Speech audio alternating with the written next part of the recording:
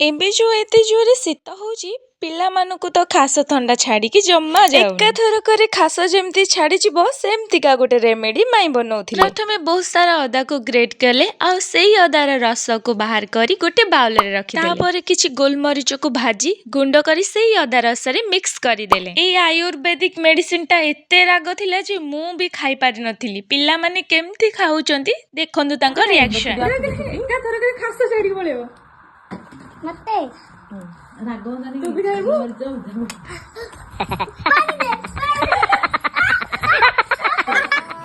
थरकरे पूरा खास बोला दियो आ दिने कहबोनी जे आ खास होउची बोल